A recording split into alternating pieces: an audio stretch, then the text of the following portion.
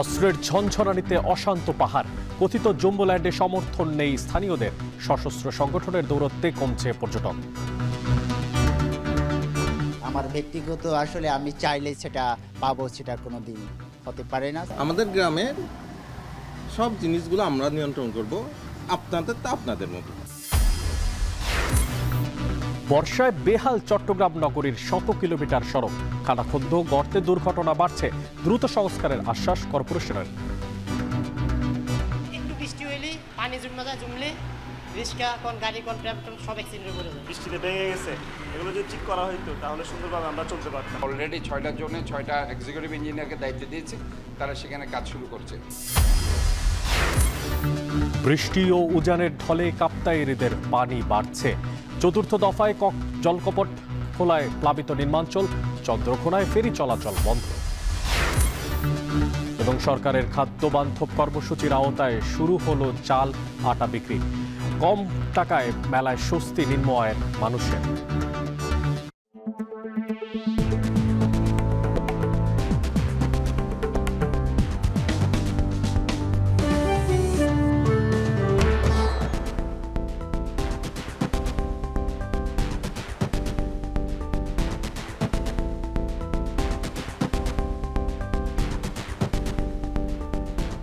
সবাইকে স্বাগত জানাচ্ছি এখন জনপদে। পুরো আয়োজনে আপনাদের সঙ্গে থাকছি আমি মশিউর অনেক। লালপাহাড়ির দেশ, রাঙামাটি, বান্দরবন কিংবা খাগড়াছড়ি, পাহাড়ের এই অপরূপ সৌন্দর্যের পথ ধরে হেঁটে গেলে যত দূরই আপনি যাবেন না কেন, মনে হবে প্রকৃতির অপরূপ সৌন্দর্যের মাঝখানে আপনি হারিয়ে যাচ্ছেন। কিন্তু এই সৌন্দর্যের মধ্যে রয়েছে নীরব ঘাতক গোষ্ঠী, সশস্ত্র এক গোষ্ঠী যারা এখন পর্যন্ত ব্যবহার করছে AK-47, AK-56 মতো যত সমস্ত অত্যাধুনিক যে সমস্ত অস্ত্র, সে সমস্ত অস্ত্রগুলো, এবং এখন পর্যন্ত একেবারে সাধারণ মানুষদেরকে হত্যা করেছে। যে সংখ্যা যদি আমরা পর্যালোচনা করি তাহলে দেখতে পাবো প্রায় 45 জনের মতো। এই সমস্ত ঘাতকদের মধ্যে কেউ কেউ আবার এই 3 পার্বত্য অঞ্চল নিয়ে গঠন করতে চাচ্ছে জম্মুল্যান্ডের মতো এক জায়গা, যেখানে আবার সমর্থন নেই খোদ স্থানীয়দের। আহাদ আহমেদের ক্যামেরায় এই বিষয়ে একটা প্রতিবেদন রয়েছে, সিওল আহমেদের, দেখে নেব সেটি।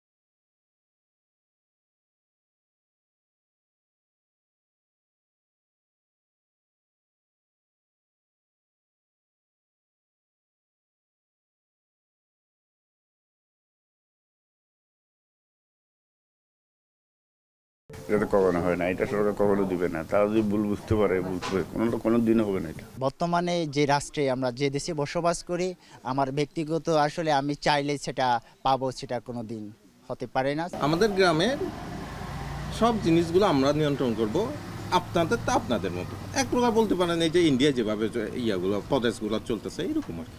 চাঁদাবাজি, অপহরণ আর জম্মুল্যান্ড প্রতিষ্ঠা সহ নানা ইস্যুতে ফোনে কথা হয় United People's Democratic Front UPDF এর মুখপাত্র অঙ্গমার্মার সঙ্গে।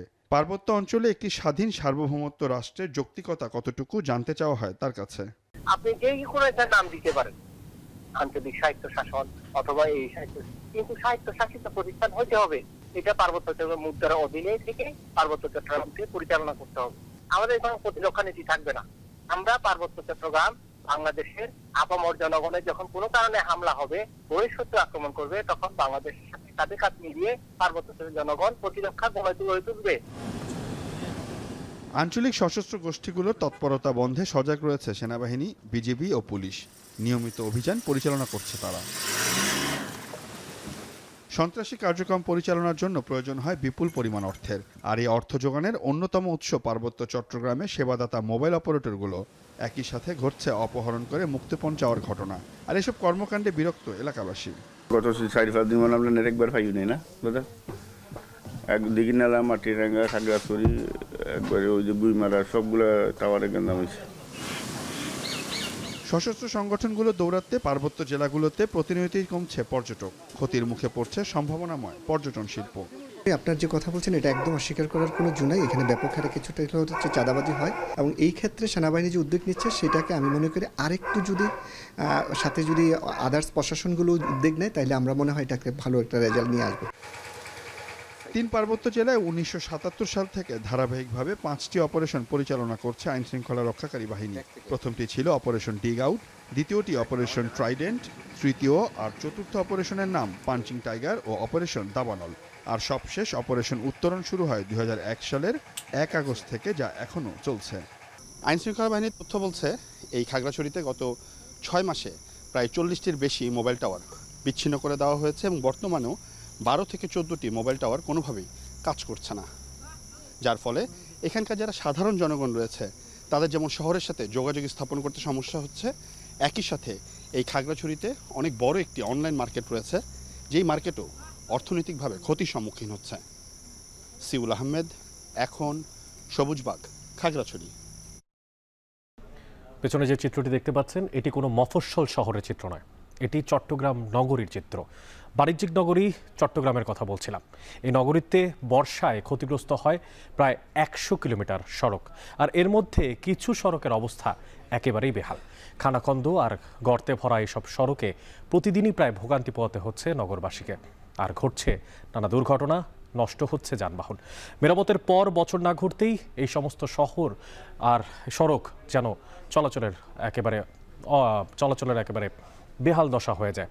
6টি জোনে এবার ভাগ করে এই সমস্ত সড়কগুলো সংস্কারের কথা জানিয়েছে সিটি কর্পোরেশন। বিস্তারিত জানাচ্ছেন শোয়েব রহমান।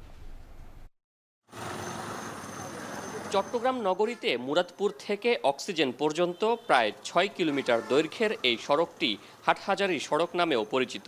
প্রতিদিন এই পথ ব্যবহার করেই চট্টগ্রাম শহরে যাতায়াত করেন হাটহাজারী, ফটিকছড়ি, রাউজান, রাঙ্গুনিয়ার বাসিন্দারা।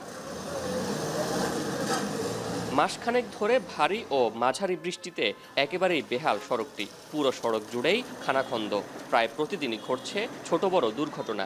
একটু বৃষ্টি হইলেই পানি জমলে রিক্সা কোন গাড়ি কোন প্রাইভেট সব অ্যাক্সিডেন্টে পড়ে যায়। ছোট গাথা যদি আমি ভরাই ওটা পানিতে নিয়ে চলে যাবে, কারণ রাস্তা করতে হবে পুরো অ্যাক্সিডেন্ট করলে পুরোটাই থাকবে।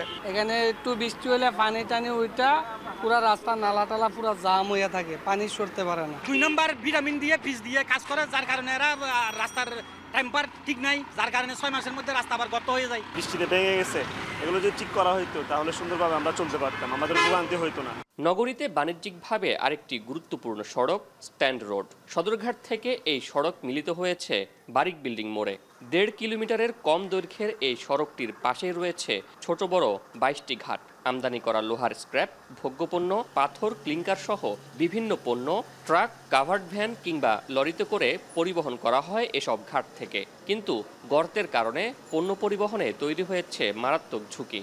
আমরা কি পরিস্থিতি আছি, কি কষ্টতে আছি, এটা বলার ভাষা মানে খুঁজে পাচ্ছি না। বিগত 10-15 বছর আমি কখনো ভালো দেখি নাই। পানি জমে থাকানে রাস্তা ভাঙার কারণে আধা ঘন্টার পর 1-1.5 ঘন্টা লাগে, আমাদের তখন ইনকামও কমে যায়। যখন পানি উঠে তখন গাড়ি উল্টে গিয়ে অনেক ক্ষয়ক্ষতি হয় এবং মানুষ আহত এবং নিহত হয়।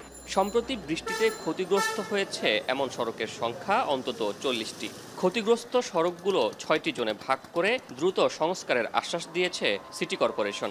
অলরেডি 6টা জোনে 6টা এক্সিকিউটিভ ইঞ্জিনিয়ারকে দায়িত্ব দিয়েছি, তারা সেখানে কাজ শুরু করছে। এখানে একটা জিনিস সমস্যা হয় কি, যে অতিরিক্ত ভারী বর্ষণ হলে অনেক সময় কাজ করতে পারে না, কারণ এখানে যে বিটুমিন তারপর অন্য অন্য যে ম্যাটেরিয়ালসগুলো দিতে হয় সেগুলো যদি সরে যায় তাহলে আর কাজের কোনো কিন্তু কোয়ালিটেটিভ যে স্টেজটা সেটা আমরা পাই না। সড়ক সংস্কারে গেল ৮ বছরে ৬টি প্রকল্পের আওতায় ২৫০০ কোটি টাকার বেশি খরচ করেছে চট্টগ্রাম সিটি কর্পোরেশন। কিন্তু সংস্কারের পর সামান্য বৃষ্টি কিংবা বছর না ঘুরতেই সেগুলো আবারও ফিরে গেছে আগের দশায়, যেখানে বিশেষজ্ঞদের হিসাবে পরিকল্পিতভাবে একটি সড়ক সংস্কার করা হলে সেটি অন্তত ১০ বছর টিকে থাকার কথা। শোয়েব রহমান, এখন, চট্টগ্রাম। শোয়েব রহমানের একটি প্রতিবেদন দেখছিলেন যেখানে চট্টগ্রামের খানাখন্দ এবং যে রাস্তার বেহাল দশা সে সম্পর্কে বলছিলেন তিনি। এবার চট্টগ্রাম নগরীর অক্সিজেন মোড়ের একটি মূল সড়কের ব্রিজের একাংশ ধসে পড়েছে, ফলে এক পাশ দিয়ে চলতে হচ্ছে যানবাহনকে, আর তৈরি হচ্ছে তাতে করে যানজট এবং জনমানুষের ভোগান্তি। এ নিয়ে জানাতে অক্সিজেন মোড় থেকে যুক্ত হচ্ছেন সহকর্মী কাজী মাহফুজ। মাহফুজ, আপনার কাছে জানতে চাই যে আসলে এই যে সড়ক ধসে পড়লো এর পেছনের প্রাথমিক কারণ কি বলছেন যারা প্রশাসনের লোকেরা আছেন, এবং পাশাপাশি এক পাশ দিয়ে তো যানবাহন চলাচল করছে, এতে করে কি ভোগান্তিতে পড়ছেন কিনা নগরীর বাসিন্দারা, কি তথ্য আছে আপনার কাছে? নিশ্চয়ই ভোগান্তির মধ্যে পড়ছে, সেটি বলার অপেক্ষা রাখে না। তবে বলে রাখি যে চট্টগ্রাম নগরীর মুরাদপুর নগরীর ২ নম্বর গেট থেকে অক্সিজেন পর্যন্ত যে সড়ক, সেই সড়কের স্টারশিপ এলাকা, যেটি স্থানীয়দের কাছে স্টারশিপ ব্রিজ হিসেবেই পরিচিত এবং বড় একটি ব্রিজ, মূল সড়কের মধ্যেই এই ব্রিজটি, সেই ব্রিজের একাংশ একেবারেই ধসে পড়েছে। আমরা দেখানোর চেষ্টা করছি। এখানে যারা স্থানীয়রা আছেন তাদের সাথে আমরা কথা বলেছি, তারা আমাদেরকে জানিয়েছেন মূলত ভোর 5:30টার দিকে ভাঙন সৃষ্টি হয়, যেহেতু গত মধ্যরাত থেকেই টানা চট্টগ্রামে বৃষ্টি হচ্ছে। বৃষ্টির পানির তোড়েই মূলত এই অংশটি ভাঙতে শুরু করে এবং 6:20 দিকে পুরো অংশটাই ভেঙে পড়ে, যার কারণে আমরা দেখতে পাচ্ছি এই সড়ক ধরে যারা যাতায়াত করে তারা বেশ ভোগান্তির মধ্যে পড়েছেন। আমরা দেখতে পাচ্ছি ইতিমধ্যেই সিটি কর্পোরেশনের মেয়র এসেছেন এই অংশে, এখানে তিনি পর্যবেক্ষণ করছেন। একই সাথে সেনাবাহিনীর সদস্যরা এসেছেন, পুলিশের সদস্যরা আছেন, ফায়ার সার্ভিসের লোকজনও এসেছেন। আসলে কেন এই ভাঙনটি হয়েছে সেটি তারা খতিয়ে দেখার চেষ্টা করছেন। মূলত এই সড়ক দিয়েই কিন্তু উত্তর চট্টগ্রাম, বিশেষ করে হাটহাজারী, ফটিকছড়ি, রাউজান এবং আমরা যতটুকু জানি যে এখানে রাঙ্গামাটি এবং খাগড়াছড়ির মানুষ যাতায়াত করে থাকে, যার কারণে এই এলাকার মানুষকে বেশ ভোগান্তির মধ্যে পড়তে হচ্ছে। এখানে স্থানীয়রা বলছেন এই সড়কের সম্প্রসারণ কাজ করা হয়েছিল আজকে থেকে ৮ বছর আগে। সেই সময় কিন্তু সম্প্রসারণের একটি অংশ, যেটি পুরাতন ব্রিজ হিসেবে পরিচিত ছিল, সেই পুরাতন ব্রিজটা কিন্তু সম্প্রসারণ আর করা হয়নি, অর্থাৎ এখানে সংস্কার করা হয়নি। সেই পুরাতন ব্রিজের উপরেই মূলত ঢালাই করা হয়েছিল, যার কারণে এটি শুরু থেকেই বেশ নড়বড়ে আছে, এমনটি বলছেন এখানকার স্থানীয়রা, যার ফলে মূলত বৃষ্টির পানির তোড়েই মূলত আজকের এই ভাঙনটি সৃষ্টি হয়েছে এবং এখানকার মানুষকে বেশ ভোগান্তির মধ্যে এই মুহূর্তে পড়তে হচ্ছে। তবে সিটি কর্পোরেশন সহ সংশ্লিষ্ট যারা আছেন তারা এটি দেখছেন এবং দেখার পরে আসলে করণীয় এটি তারা নির্ধারণ করবেন। অনেক মাহফুজ, সাবধানে খবর সংগ্রহ করবেন নিশ্চয়ই। আমাদের সঙ্গে যুক্ত ছিলেন চট্টগ্রাম থেকে কাজী মাহফুজ, জানাচ্ছিলেন সেখানে সড়ক দুর্ঘটনা বা সড়ক ভেঙে পড়ার সবশেষ খবরাখবর। সাতক্ষীরা সদরের বাগমারিতে প্রায় ১.৫ কোটি টাকায় নির্মিত পাকা সড়কের ৫০০ মিটার ধসে পড়েছে কলকাতা খালে। বলছিলাম কলকাতা খালের কথা, যেই খাল অন্যতম এক প্রধান জলপথ ছিল দুই বাংলার জন্যই। সম্প্রতি খালে বাঁধ নির্মাণ সাথে পুনর্খনন করায় জোয়ারের পানিতে তৈরি হয়েছে ভাঙন। পানি উন্নয়ন বোর্ড আর এলজিআইডির সমন্বয়হীনতা এবং সাথে সঠিক মাপ না থাকায় সরকারি অর্থ নষ্ট হয়েছে বলছে স্থানীয়রা। সাতক্ষীরা থেকে আহসান রাজীবের প্রতিবেদন, ক্যামেরা ছিলেন মাসুদ রানা। সাতক্ষীরা সদর উপজেলার চরবালিথা থেকে বহেরা পর্যন্ত বয়ে চলা ঐতিহাসিক কলকাতা খাল, যে খাল দুই বাংলার জলপথের অন্যতম মাধ্যম ছিল। তবে কালক্রমে পলি জমে খালটি সংকুচিত হওয়ায় পাড় ঘেঁষে নতুন সড়ক নির্মাণ করে এলজিইডি, যাতে ব্যয় হয় ১,৪৬,০০,০০০ টাকা। তবে নির্মাণের ৩ বছরের মধ্যেই ধসে পড়েছে সড়কের বিভিন্ন অংশ। স্থানীয়রা বলছেন, সড়ক নির্মাণের পর সম্প্রতি খালটি পুনঃখনন করে পানি উন্নয়ন বোর্ড। এরপর থেকেই খালে পানির প্রবাহ বেড়ে যায়, আর তাতেই খালের পাড় ভেঙে বিলীন হতে শুরু করে সড়ক। এতে ঝুঁকিপূর্ণ হয়ে উঠেছে চরবালিথা থেকে বহেরা পর্যন্ত সড়ক। বেড়িবাঁধ সহ রাস্তাটি ভাঙলে অন্তত ৩০টি গ্রামের যোগাযোগ বিচ্ছিন্ন হবে বলছেন চলাচলকারীরা। 2023 সালে নতুন রাস্তা তৈরি করা হয়েছিল, এখন জোয়ার ভাটা আসাতে আমাদের রাস্তা ভেঙে যাচ্ছে। 3-4 কিলোমিটার পথ একদম মানে পুরো রাস্তাটা একদম খেয়ে গেছে। এই রাস্তা ভাঙানোর ফলে কোনো অ্যাম্বুলেন্স ঢুকতেছে না, ইমার্জেন্সি কোনো রোগী তার মানে একটা মৃত্যুর উপক্রম প্রায়। কলকাতার খালটা ভেঙে যাওয়ার মতন হয়েছে, 2 ফুট থেকে 3 ফুট বাকি আছে। এই খালটা ভেঙে গেলে আমাদের ঘর বাড়ি সব বিলীন হয়ে যাবে। এখন এখান থেকে যে একটা গাড়ি নিয়ে মাছ নিয়ে যাবে সেটুকু সময় ওরা মানে এই রাস্তার জন্য যাওয়া পাচ্ছে না। এখন মনে করেন অনেক দূর ঘুরিয়ে শহরে যেতে হয়। নাগরিক নেতারা বলছেন সড়ক নির্মাণের সময় পানি উন্নয়ন বোর্ড ও এলজিইডির সমন্বয় না থাকায় এমন পরিস্থিতি তৈরি হয়েছে। এছাড়া সঠিক ম্যাপ না করে সড়ক তৈরি করায় নষ্ট হচ্ছে সরকারের কোটি কোটি টাকা। পানি উন্নয়ন বোর্ডের জমির ওপরে এলজিডি সহ বিভিন্ন সংস্থা রাস্তা নির্মাণ করার পরিপ্রেক্ষিতে পানি নিষ্কাশনের পথ রাখা হয়নি। যদি আজকে পানি উন্নয়ন বোর্ডের সাথে সমন্বয় করে এলজিডি বা অন্যান্য প্রতিষ্ঠান যদি সেখানে রাস্তাঘাট নির্মাণ করতো, ব্রিজ নির্মাণ করতো, তাহলে আজকে এই পরিস্থিতির সৃষ্টি হতো না এবং সরকারি হাজার হাজার কোটি টাকা লোপাট বা ধ্বংস হতো না। এলজিইডি বলছে সম্প্রতি খালের সংযোগস্থলে আড়াআড়ি বাদ দেওয়ায় জোয়ারের সময় ক্ষতিগ্রস্ত হচ্ছে সড়ক। তবে দ্রুত সড়ক সংস্কারের আশ্বাস পানি উন্নয়ন বোর্ডের। গত অর্থ বছরে খনন করা হয়েছে, খালের গভীরতা বৃদ্ধি করা হয়েছে। খালের গভীরতা যখন বৃদ্ধি করেছে তখন কি হয়েছে, তখন এদিক দিয়ে নৌ চলাচল একটু বেড়ে গেছে বা আদার্স, হ্যাঁ, যার জন্য ওয়েভ অ্যাকশনের কারণে কি হয়েছে, এই বাঁধটা ক্ষতিগ্রস্ত হয়েছে। ক্ষতিগ্রস্ত হলে পরে এখন আগেই বললাম যে বাঁধ রক্ষা করার সক্ষমতা আমাদের নাই, এটা হচ্ছে পানি উন্নয়ন বোর্ড করে থাকে। তো এই বিষয়ে আমরা পানি উন্নয়ন বোর্ডকে অবহিত করা হয়েছে। খালতার গভীরতা বাড়ার কারণেই কিন্তু এই যে অপ্রস্তুত ব্রিজ এবং কিছু কিছু রাস্তা যেগুলো কিনা আসলে খালের যে ফ্লাড প্ল্যান বলে আর কি, ফ্লাড প্ল্যানের মধ্যে নির্মাণ করা হয়েছে, সেগুলো কিন্তু ভেঙে গিয়েছে। তো আমরা আসলে সংশ্লিষ্ট দপ্তরের সাথেও আমরা আলাপ করেছি এ ধরনের ব্রিজ বা রাস্তা নির্মাণ ফিউচারে করার ক্ষেত্রে যেন সিএস ম্যাপ অনুসরণ করা হয়। চর বালিথা থেকে বহেরা পর্যন্ত সড়কটির দৈর্ঘ্য 12 কিলোমিটার। এর মধ্যে প্রায় 2.5 কিলোমিটার সড়ক ইতোমধ্যেই ভাঙনের কবলে পড়েছে। আহসান রাজীব, এখন সাতক্ষীরা। পার্বত্য জেলা বান্দরবনের দুর্গম থানচি উপজেলার বলিপাড়া ইউনিয়নের চিত্রই বদলে দিয়েছে এই একটি মাত্র সেতু। যে নদীটি দেখতে পাচ্ছেন, এই নদীটির নাম হচ্ছে সাঙ্গু নদী। আর এই সাঙ্গু নদীর ওপরে নির্মিত সেতুর কারণে পাল্টে গেছে 12টি গ্রামের 7,000 মানুষের ভাগ্য। যোগাযোগ, স্বাস্থ্য, শিক্ষাসহ সর্বোপরি উন্নত হয়েছে স্থানীয়দের জীবনমান। রিজবির হাতের তথ্য আর ছবিতে দেখবেন বিস্তারিত। বান্দরবানের থানচি উপজেলার দুর্গম বলিপাড়া ইউনিয়ন। এখানকার হানরামপাড়া, সতীশচন্দ্রপাড়া, রামদুপাড়া, আদিগাপাড়া সহ বিভিন্ন পাড়ায় বসবাস করেন কয়েক হাজার পরিবার। দুর্গম এলাকা হয় যোগাযোগ, শিক্ষা, স্বাস্থ্যসহ সব ক্ষেত্রেই পিছিয়ে স্থানীয় বাসিন্দারা। স্বাধীনতার পর থেকে সড়ক যোগাযোগ না থাকায় নদীপথে কিংবা পায়ে হেঁটে যাতায়াত করতে হতো স্কুল কলেজ শিক্ষার্থীদের। নিজেদের উৎপাদিত কৃষিপণ্য বাজারজাত করতে কিংবা অসুস্থ রোগী নিয়ে হাসপাতালে যেতে পড়তে হতো চরম ভোগান্তিতে। বর্ষাকালে অনেক বৃষ্টি কারণে বন্যা হয়, আমরা চলাচল করতে পারি না, বাজার করতে পারি না। এখন ব্রিজ ঠিক হয়েছে, আমরা আনন্দ উৎসাহ হয়েছি। আগে যখন ব্রিজ ছিল না তখন যারা গ্রাম থেকে আসা যাওয়া করে তাদের অনেক কষ্ট হইতো, বিশেষ করে যখন বন্যা হইতো। সার্বিক বিবেচনায় উপজেলা ও জেলা শহরের সাথে সড়ক যোগাযোগ স্থাপনে উদ্যোগ নেওয়া হয়। শুরু হয় বলিপাড়া এলাকায় সাঙ্গু নদীর উপর ব্রিজ নির্মাণ কাজ। সম্প্রতি নির্মাণ কাজ শেষ হওয়ায় চিত্র বদলেছে বলিপাড়া ইউনিয়নের। সহজ হয়েছে স্থানীয়দের যাতায়াত ও পণ্য পরিবহন। আমাদের অনেক সুবিধা হচ্ছে, মানে কি নৌকা পার হয়ে মানে যাইতে হয় না। ওপারের মানুষের যাতায়াতের খুব কষ্টের সাথে ব্যাপার ছিল, যেমন নদীর পানি বেড়ে গেলে নৌকা দিয়ে যাতায়াত করতে হইতো, ব্যাপারটা খুব রিস্ক হয়ে যাইতো এবং সময়ের ব্যাপার। পার্বত্য চট্টগ্রাম উন্নয়ন বোর্ডের কর্মকর্তা বলছেন, সেতু নির্মাণের ফলে আঞ্চলিক নিরাপত্তা জোরদার সহ স্থানীয়দের অর্থনৈতিক পরিবর্তন ঘটবে।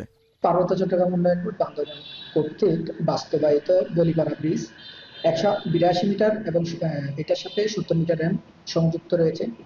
প্রকল্পটি ইতিমধ্যে সমাপ্ত হয়েছে। প্রকল্পটি সমাপ্ত হওয়ার ফলে 12টি গ্রামের প্রায় 7,000 মানুষ এই সড়ক দিয়ে যোগাযোগ করে থানচি উপজেলায় আসতে পারবেন এবং এই যোগাযোগের ফলে এখানে বলিপাড়া এবং থানচি একটা অর্থনৈতিক উন্নয়ন ঘটবে।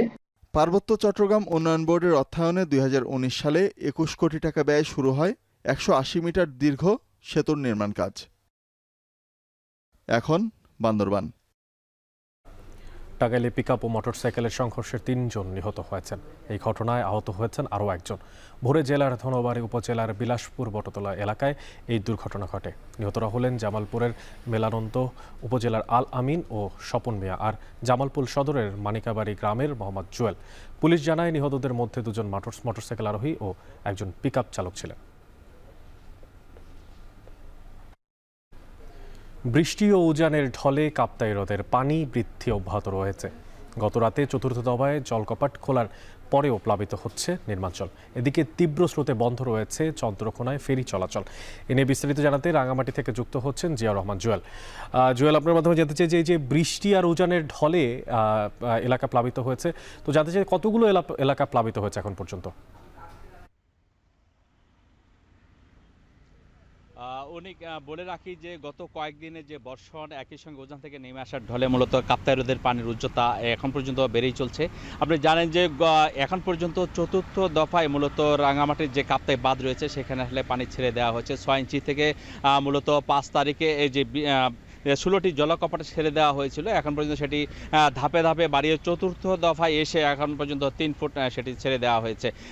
এই কারণে আসলে এখন যে রাঙামাটি থেকে বান্দরবানের যে সড়ক যোগাযোগের একটি চন্দ্রকোনা ফেরি রয়েছে সেটি আসলে তীব্র স্রোতের কারণে বন্ধ রাখতে হয়েছে আজকে সকাল থেকে।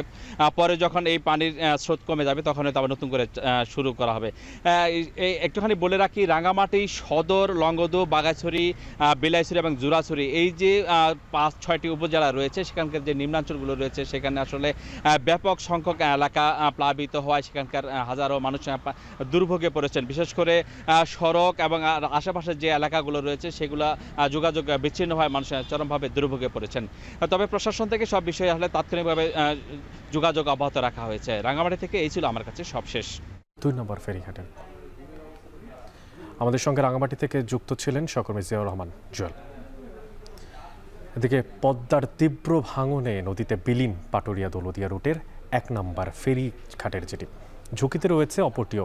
আর এতে করে বাধ্য হয়ে লঞ্চ সার্ভিস সরিয়ে নিতে হয়েছে পাশের 2 নম্বর ফেরিঘাটের পন্টনে। সংশ্লিষ্টরা বলছেন অব্যবস্থাপনার সাথে গাফিলতির শিকার হচ্ছে পুরো একটি যোগাযোগ ব্যবস্থা। বিস্তারিত তুলে ধরছেন আসাদ জামান। দেশের দক্ষিণ পশ্চিমাঞ্চলের 21 জেলার যাতায়াতের অন্যতম মাধ্যম পাটুরিয়া দৌলতদিয়া নৌপথ। পদ্মা নদীর প্রবল স্রোতে ভাঙনের কবলে নৌপথটির অবকাঠামো গেল 1 সপ্তাহ ধরে ভাঙলেও গেল মঙ্গলবার ভয়াবহ রূপ নেয়। দুপুরের দিকে হঠাৎ করে একটি জেটির নিচের মাটি সরে যায় এবং মুহূর্তেই সেটি নদীতে ধসে পড়ে।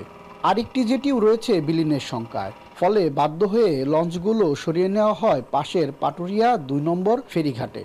সেখানে কোনো রকমে অস্থায়ীভাবে যাত্রী ওঠানামার ব্যবস্থা করা হয়েছে। অভিযোগ রয়েছে প্রতি বছর বর্ষা মৌসুমে ভাঙন দেখা দিলেও আগাম কোনো প্রস্তুতি নেয় না কর্তৃপক্ষ। এবারও যথাসময়ে ব্যবস্থা না নেওয়ায় দেখা দিয়েছে বড় ধরনের বিপর্যয়। এছাড়া লঞ্চঘাটটি অন্যত্র সরিয়ে নেওয়ার কারণে বিপাকে পড়ছেন যাত্রী, লঞ্চ শ্রমিক ও মালিকেরা। পল্টনের সাথে এলো ধাক্কা মারে, পল্টনের 2-3টা তার ছিঁড়ে যায়। ছিঁড়ে যাওয়ার পর আস্তে আস্তে যে সিঁড়িটা ছিল জেটি ওটা আস্তে আস্তে নিচের দিকে তলায় যায়। লঞ্চঘাটটা তো অলরেডি গেছে কালকে ভাঙ্গা, তো কর্তৃপক্ষ আসতেছে, দেখতেছে, এখনো পর্যন্ত কোনো ব্যবস্থা না। যদি পদক্ষেপ না নেওয়া হয় তাহলে যাত্রী ছাউনি ভাঙে যেতে পারে এবং কি দোকানপাট ভাঙা নদী গর্ভে বিলীন হয়ে যেতে পারে। আমাদের তো রেনি সিজনে এমনি যাত্রী কম, সেক্ষেত্রে গাড়ি স্থানান্তরের কারণে আমরা এর প্রভাব আরো প্রকট আকার ধারণ করেছে। হাজার হাজার মানুষ যাতায়াতে অসুবিধা হবে, প্লাস ওই পারে যে মানুষগুলো আছে এদেরও সমস্যা হবে। এদিকে ভাঙন রোধে প্রয়োজনীয় ব্যবস্থা নেওয়ার আশ্বাস দিলেন উপজেলা নির্বাহী কর্মকর্তা। যেহেতু জায়গাটি ফোরশোরভুক্ত এলাকা, পানি উন্নয়ন বোর্ড একই সাথে বিআইডব্লিউটি এর নির্বাহী প্রকৌশলী মহোদয়কে অবহিত করেন এবং নির্বাহী প্রকৌশলী মহোদয় রাতে এসেছিলেন এবং তিনি কিছু ব্যবস্থা নিয়েছেন। আপনারা দেখতে পাচ্ছেন যে এখানে জিও ব্যাগ আনা হয়েছে, আজকের মধ্যে ইনশাআল্লাহ কাজ শুরু হবে। মোটামুটি ভালোভাবে কিছু বস্তা ফালাইলে তখন এই জায়গাটা ক্লিয়ার হবে। হ্যাঁ, মিনিমাম 50-60 হাজার বস্তা যদি ফালান যায় প্রায় 300-400 মিটার জায়গা, তাহলে মোটামুটি একটা স্থিতিশীলতা আসবে আর কি। পদ্মার ভাঙনে হুমকির মুখে পড়েছে দেশের গুরুত্বপূর্ণ এই নৌপথটি। এখনই সময় দ্রুত ও টেকসই ব্যবস্থা নেয়ার, এমনটাই মনে করছেন সংশ্লিষ্টরা। আসাদ জামান, এখন, মানিকগঞ্জ। দক্ষিণাঞ্চলের অধিকাংশ শহর উপশহরের বাণিজ্য এবং চাষাবাদ নদী এবং খাল কেন্দ্রিক হয়। এই যেমন ধরুন পটুয়াখালীর মুরাদিয়া নদীকে কেন্দ্র করে গড়ে উঠেছিল হাট, বাজার আর জনপদ। কিন্তু সময়ের বিবর্তনে নদীটি পলি জমে দখল দূষণে এখন খালে পরিণত হয়েছে, যার অস্তিত্বই এখন সংকটাপন্ন। শুষ্ক মৌসুমে পানিশূন্যতা আর বর্ষায় দেখা দেয় জলাবদ্ধতার প্রপাত, আর এতে করে সংকটে পড়ে মানুষ। নদীটি রক্ষা এবং রাজস্ব আদায় উদ্যোগী হয়েছে প্রশাসনও। জসিম পারভেজ জানাচ্ছেন বাকিটা। পটুয়াখালীর দুমকি উপজেলায় 22 কিলোমিটার দীর্ঘ মুরাদিয়া নদীটি 90 দশকে যোগাযোগ ও বাণিজ্যিক কার্যক্রমের একমাত্র মাধ্যম ছিল। ঝালকাঠি, বাকেরগঞ্জ ও পটুয়াখালীর গলাচিপা শহরের সঙ্গে চলত এই বাণিজ্যিক কার্যক্রম। তবে দুই যুগে 50 ফুট চওড়া নদীটি দখল, দূষণ ও পলিজমে সংকুচিত হয়ে 30 ফুট প্রশস্তের খালে পরিণত হয়েছে। জীববৈচিত্র্য, যোগাযোগ, পানি সংকট আর জলাবদ্ধতায় দিশেহারা কৃষক সহ সর্বস্তরের মানুষ। অবৈধ দখল, এটা তো কোনো লিগাল না, এটা তো কোনো খাজনা দেয় না, পাতি দেয় না, এটা তো সরকারই মনে করেন গ্রাম করছে, মারি কাটছে, সবই করছে, কিন্তু ওপারে মানুষ দখল করতেছে। কিছু কিছু পরিবারের আছে পুরো খালের উপর নির্ভরশীল, ঠিক আছে, তখন যখন পানি শুকিয়ে যায় তখন তো আর পানি পাচ্ছে না, তো এদের পরিবারের অনেক সমস্যা হয়। খরচ চলতে আছে না, এই নদী গেছে মরিয়া, এই খাল আসলে মালির খাল কইতো, ওই খাল মরিয়া গেছে, আমরা বিস্ফোরা করতে পারি না। অর্ধশত একরের অধিক জমি অবৈধ দখলে রয়েছে নদীর তীরের মানুষের। জীববৈচিত্র্য রক্ষার পাশাপাশি উপজেলার অন্যান্য খাল দখলমুক্ত করা ও ভূমির রাজস্ব আদায়ে ব্যবস্থা নেয়ার কথা জানায় প্রশাসন।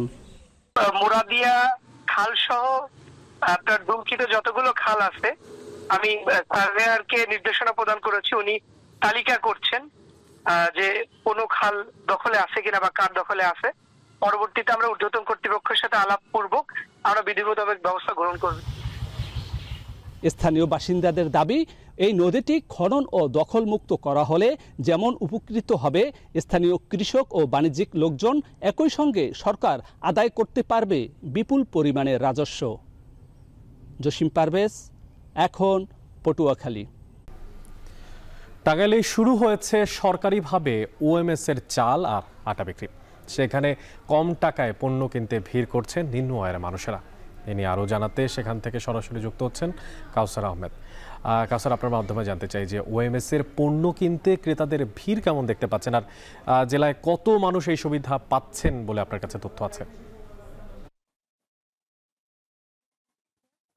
জি, অনেক আমার পেছনেই দেখতে পাচ্ছেন যে সময় যত গড়াচ্ছে ততই এই ওএমএস এর চাল আটার দোকানে যারা নিম্ন আয়ের মানুষ রয়েছেন তারা ভিড় করছেন।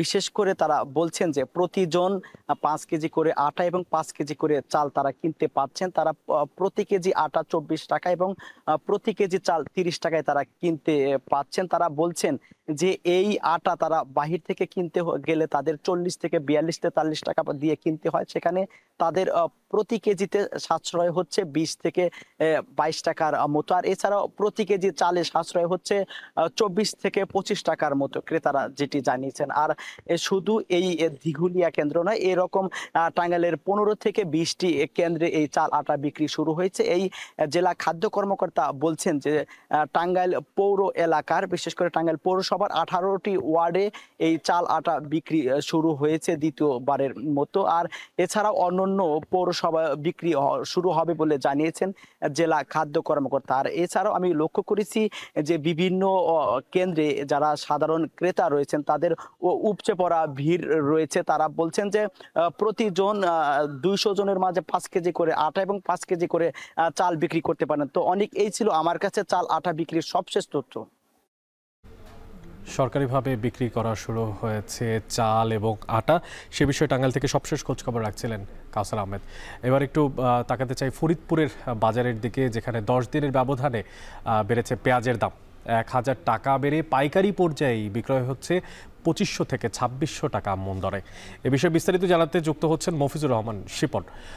শিপন, আপনার মাধ্যমে যে তথ্যটা চাই সেটা হচ্ছে যে হঠাৎ পেঁয়াজের দাম বাড়ার পেছনের কারণ কি বলছেন সেখানকার পাইকারি ব্যবসায়ীরা, আর খুচরা বাজারে এই যে পাইকারি বাজারের দামটা বাড়লো এর কোনো প্রভাব পড়েছে কিনা?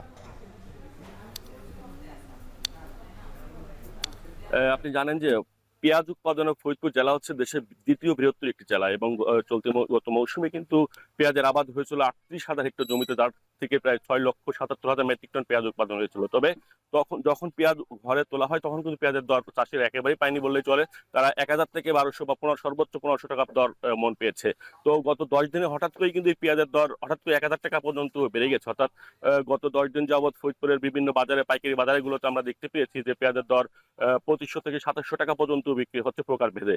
তো এই প্রভাব কিন্তু স্বাভাবিকভাবেই খুচরা বাজারে পড়ছে। যে খুচরা বাজারে পেঁয়াজের দর ছিল 30 থেকে 40 টাকা, সেটি কিন্তু এখন 70 থেকে 75 টাকা পর্যন্ত পৌঁছে গেছে। আমি গতকাল এবং আজকে কয়েকটি বাজারে ঘুরে দেখেছি যে পেঁয়াজ সবচেয়ে ভালো কোয়ালিটির যে পেঁয়াজটি রয়েছে সেটা কিন্তু 70 থেকে 75 টাকা দরে বিক্রি হচ্ছে। এর বাইরে কিন্তু যে পেঁয়াজটা একটু নিম্নমানের বা পচন ধরছে সেটা 50-60 টাকা করে বিক্রি হচ্ছে, এমনটা দেখতে পেয়েছি। আমি কথা বলেছিলাম চাষিদের সঙ্গে এবং ব্যবসায়ীদের সঙ্গে কি কারণে হঠাৎ করে এই পেঁয়াজের দর বেড়েছে। তারা বলেছেন যে ফরিদপুর অঞ্চলের চাষিরা কিন্তু মূলত এই সময় পাট প্রক্রিয়াজাতকরণ নিয়ে ব্যস্ত থাকে, পাট চাষাবাদ, পাটের জাগ সহ বিভিন্ন কার্যক্রম নিয়ে ব্যস্ত থাকে, যে কারণে কিন্তু তারা পর্যাপ্ত পরিমাণ পেঁয়াজ কিন্তু বাজারে আনছে না। অর্থাৎ বাজারে পেঁয়াজের যে চাহিদা রয়েছে তার বিপরীতে কিন্তু সরবরাহটা একেবারেই কম, যে কারণে মূলত এই সমস্যাটা তৈরি হয়েছে ফরিদপুর বাজারে, এমনটি কিন্তু চাষিরা এবং ব্যবসায়ীরা জানিয়েছেন। তো আপনাকে বলে রাখতে হয়, পেঁয়াজের যে প্রকৃত মৌসুম যখন ছিল তখন কিন্তু তারা খুব ভালো দাম পায়নি, এটা কিন্তু ব্যাপক ক্ষোভ ছিল। তাদের বক্তব্য ছিল এমনটি যে পেঁয়াজের তাদের উৎপাদন খরচ যে হারে বেড়েছে তাতে কমপক্ষে 1800 থেকে 2000 টাকা মন যদি পেঁয়াজ চাষিরা তখন পেত, তখন প্রান্তিক চাষিরা কিন্তু কিছুটা হলেও লাভবান হতো। কিন্তু বাস্তবতা দেখা গেছে যে আসলে প্রান্তিক চাষিদের হাতে কিন্তু পেঁয়াজটি যখন চলে খরিদ্দার বা আড়তদারদের কাছে চলে যায় তখন কিন্তু লাভের পরিমাণটা তারাই এখন পাচ্ছে। এখন যে দরটি বেড়েছে সেই দরটা কিন্তু মূলত আড়তদাররাই পাচ্ছে, আর যারা বড় মাপের পেঁয়াজ চাষি তারা কিন্তু সেই পেঁয়াজের দরটা পাচ্ছে। তো অনেক এসেছিল ফরিদপুরের সর্বশেষ পেঁয়াজের খবরাখবর বাজার দরের। ফরিদপুর থেকে মফিজুর রহমান শিপন জানাচ্ছিলেন পেঁয়াজের বাজারের সবশেষ খবরাখবর। এবার সিলেটের ফলের বাজারের দিকে তাকাতে চাই, যেখানে সপ্তাহ ব্যবধানে বেড়েছে সব ধরনের ফলের দাম। বিশেষ করে মাল্টা, আঙুর, পেয়ারা সহ বেশ কিছু ফলে কেজি প্রতি দাম বেড়েছে 20 থেকে 50 টাকা পর্যন্ত। এ নিয়ে বিস্তারিত জানাতে রিকাবি বাজার থেকে যুক্ত হচ্ছেন গুলজার আহমেদ। গুলজার, কোন ফলের দাম কত টাকায় বিক্রি হচ্ছে সে বিষয়টা যেমন আপনার থেকে জানতে চাই, পাশাপাশি ফলের দাম বাড়ার পিছনের কারণ কি বলছেন বিক্রেতারা? দেখুন, আসলে সাম্প্রতিক সময় বিশেষ করে বিগত 1 মাসে যদি ফলের বাজারের কথা বলি তাহলে প্রতিনিয়তই প্রতিটি ফলের দামই কিন্তু বৃদ্ধি পাচ্ছে। এই মুহূর্তে আমরা রয়েছে সিলেটের যে রিকাবি বাজার ফলের মার্কেট যেটি আছে সেখানে। আমরা দেখেছি যে আমরা যদি স্পেসিফিক মাল্টা ফলের কথা বলি, এটি সবচেয়ে বেশি চলমান এবং গ্রাহকদের পছন্দের একটি ফল মাল্টা। সেই মাল্টা কিন্তু এখন বিক্রি হচ্ছে 420 টাকা দরে, যেটি গত সপ্তাহের 15 দিন আগে দাম ছিল 350 থেকে 360, অর্থাৎ এখানে প্রায় 70 টাকার মতো কিন্তু দাম বেড়েছে মাল্টার। একইভাবে ড্রাগন ফল দেশি কিন্তু উৎপাদন হয়, কিন্তু তার দামও বৃদ্ধি। যেখানে গত সপ্তাহে বিক্রি হয়েছে 70 থেকে 80 টাকা কেজিতে, আজকে সেটি বিক্রি হচ্ছে 180 টাকা কেজি, অর্থাৎ প্রায় 100 টাকা বেড়ে গেছে। একইভাবে ফলের দাম বেড়েছে আপেলেরও। আপেল বেশ কয়েকদিন থেকে 300, 350, 370, 80 এরকম দাম থাকলেও আজকে কিন্তু 400 টাকার উপরে দাম রাখা হচ্ছে। একইভাবে পেয়ারা বিক্রি হচ্ছে প্রায় 80 টাকা কেজি। আঙ্গুর সহ অন্যান্য যে সকল দেশি ফল আছে প্রত্যেকটা ফলের দামই কিন্তু বৃদ্ধি বেড়েছে। তো এই ক্ষেত্রে যারা ব্যবসায়ী আছেন তারা বলছেন যেহেতু সিলেটে এই ধরনের ফল উৎপাদিত হয় না, সুতরাং দেশের বিভিন্ন জায়গা থেকে ফলগুলো আনতে হয়, সেজন্য তাদের যে পরিবহন খরচ, পাশাপাশি হচ্ছে মালের প্রাপ্যতা নিয়ে একটি অনিশ্চয়তা থাকে। যেহেতু এখন বৃষ্টির মৌসুম, সুতরাং সময় মতো যে ফলের চাহিদা অনুসারে যে ফল সরবরাহ করা হবে তা কিন্তু হচ্ছে না।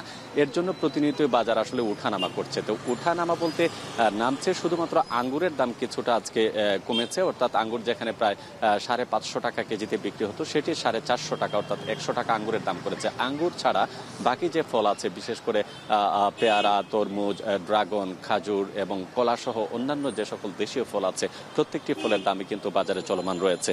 তো সব মিলিয়ে আমরা দেখেছি যে অন্যান্য পণ্যের মতো, অর্থাৎ মানুষের যে প্রয়োজনীয় দ্রব্য আছে তার তুলনায় কিন্তু ফলের দামটা আসলে অনেক সময় বৃদ্ধি পায় এবং এটি চলমান রয়েছে। তো সব মিলিয়ে ফলের বাজারে অস্থিরতা সেটি বলাই যায়। তো এই ছিল আমার কাছে সিলেট থেকে ফলের বাজার সম্পর্কিত সর্বশেষ তথ্য। সিলেট থেকে ফলের বাজারের সবশেষ দরদামের খোঁজ খবর রাখছিলেন গুলজার আহমেদ। জলাতঙ্ক এমন একটা রোগ যেটা যদি একবার হয়ে যায় সেখান থেকে সুস্থ হওয়ার সম্ভাবনা বেশ কম, কিন্তু বগুড়ায় তাকালে দেখা যায় জলাতঙ্কের টিকার তীব্র সংকট। সেখানে টিকা না পেয়ে হাসপাতাল থেকে ফিরে যাচ্ছেন অনেক রোগী। এই নিয়ে বিস্তারিত জানার জন্য বগুড়ার মোহাম্মদ আলী হাসপাতাল থেকে যুক্ত হচ্ছেন রাজীব সেলিম। সেলিম, খুবই গুরুত্বপূর্ণ একটা বিষয় নিয়ে কথা বলছিলাম যে জেলায় মাসে জলাতঙ্কের টিকার চাহিদা কত সেটা একটু আপনার থেকে জানতে চাই, এবং টিকার সংকট কি কারণে হচ্ছে এবং কাটাতে কর্তৃপক্ষের ব্যবস্থাই বা কি?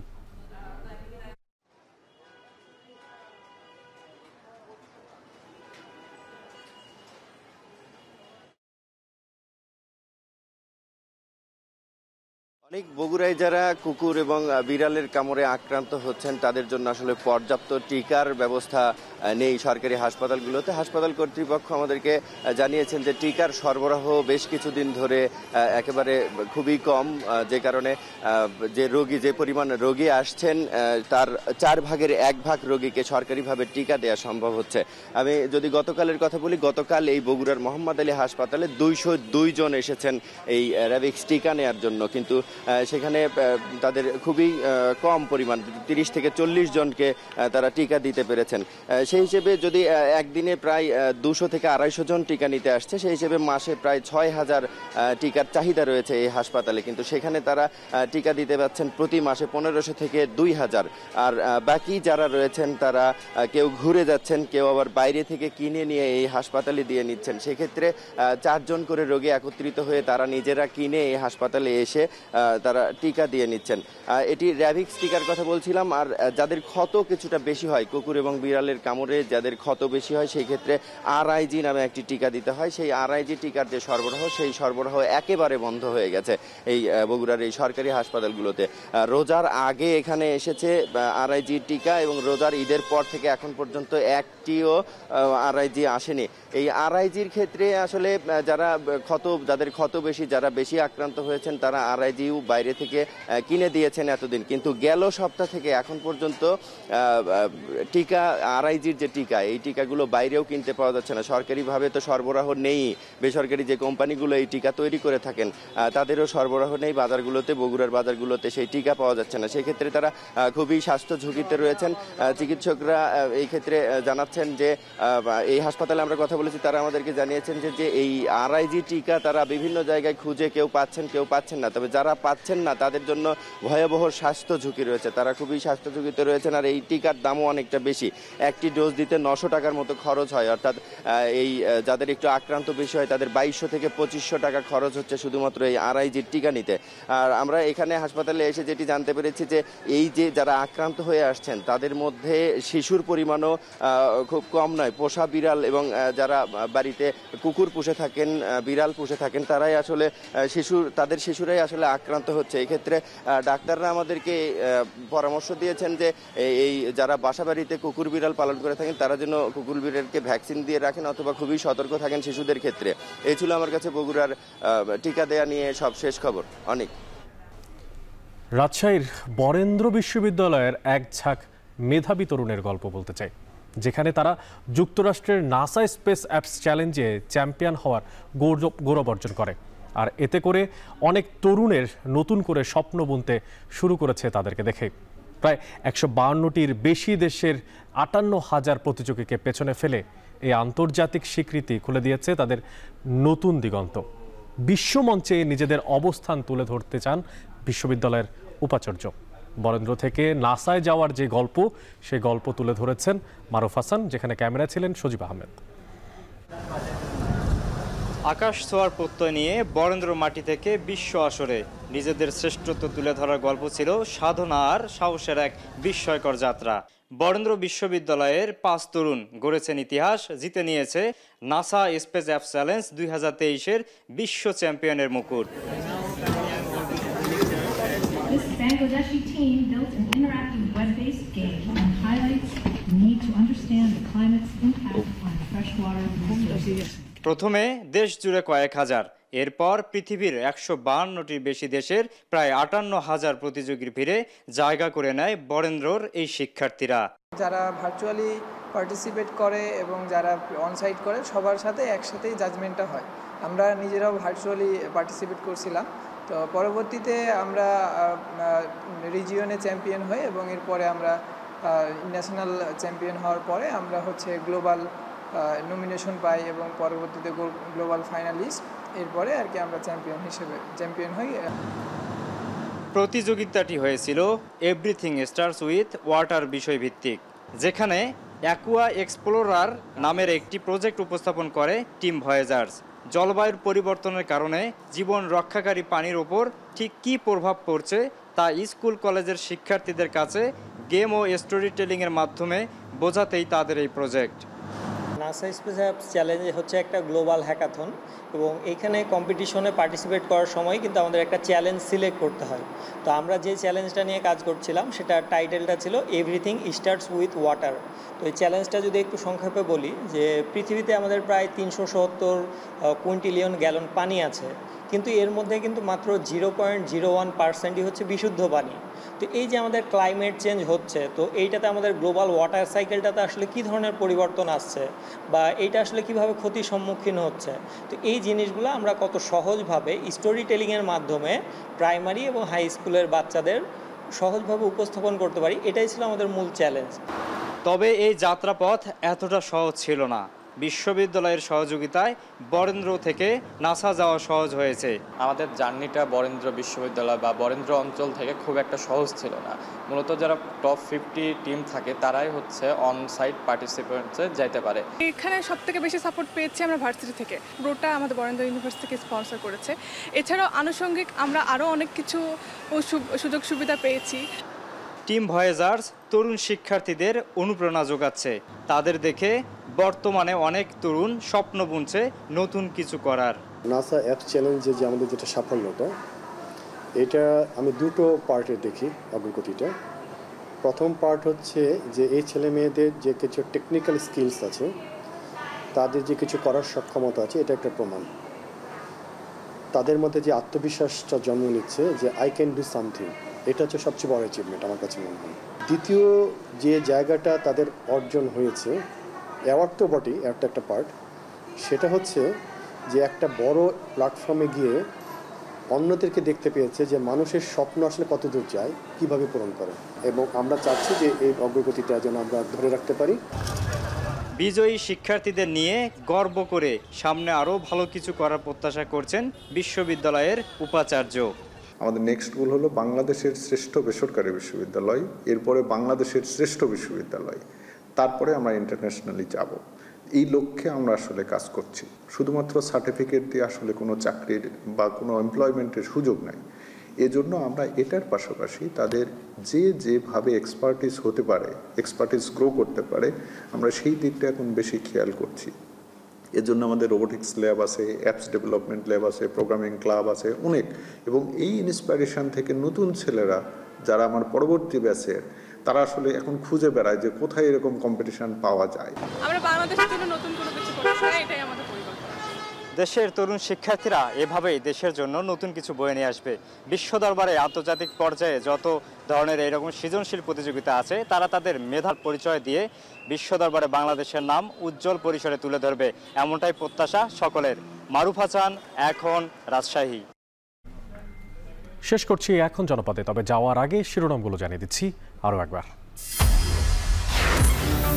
অস্ত্রের ঝনঝনানিতে অশান্ত পাহাড়, কথিত জুম্মোল্যান্ডে সমর্থন নেই স্থানীয়দের, সশস্ত্র সংগঠনের দৌরাত্ম্যে কমছে পর্যটক। আমার ব্যক্তিগত আসলে আমি চাইলে সেটা পাবো, সেটা কোনোদিন হতে পারে না। আমাদের গ্রামের সব জিনিসগুলো আমরা নিয়ন্ত্রণ করব, আপনাদের তা আপনাদের মতো। বর্ষায় বেহাল চট্টগ্রাম নগরীর 100 কিলোমিটার সড়ক, খানাখন্দ, গর্তে দুর্ঘটনা বাড়ছে, দ্রুত সংস্কারের আশ্বাস কর্পোরেশনের। একটু বৃষ্টি হইলেই পানি জমলে রিক্সা কোন গাড়ি কোন ট্রাক্টর সব অ্যাক্সিডেন্টে পড়ে যায়। বৃষ্টিতে ভেঙে গেছে, এগুলো যদি ঠিক করা হইতো তাহলে সুন্দরভাবে আমরা চলতে পারতাম। অলরেডি 6টা জোনে 6টা এক্সিকিউটিভ ইঞ্জিনিয়ারকে দায়িত্ব দিয়েছে, তারা সেখানে কাজ শুরু করছে। বৃষ্টি ও উজানের ঢলে কাপ্তাই হ্রদের পানি বাড়ছে, চতুর্থ দফায় জলকপট খোলায় প্লাবিত নির্মাঞ্চল, চন্দ্রঘোনায় ফেরি চলাচল বন্ধ। এবং সরকারের খাদ্যবান্ধব কর্মসূচির আওতায় শুরু হলো চাল ও আটা বিক্রি, কম টাকায় মেলায় স্বস্তি নিম্নআয়ের মানুষের। এই ছিল এখন জনপদে। এখন টেলিভিশন ওয়েবসাইটে দেখতে ভিজিট করুন www.ekhon.tv। এছাড়া এখন টেলিভিশন ফেসবুকে দেখতে ভিজিট করুন facebook.com/tv.ekhon এবং ইউটিউবে এখন টেলিভিশন দেখতে ভিজিট করুন www.youtube.com/c/ekhon tv।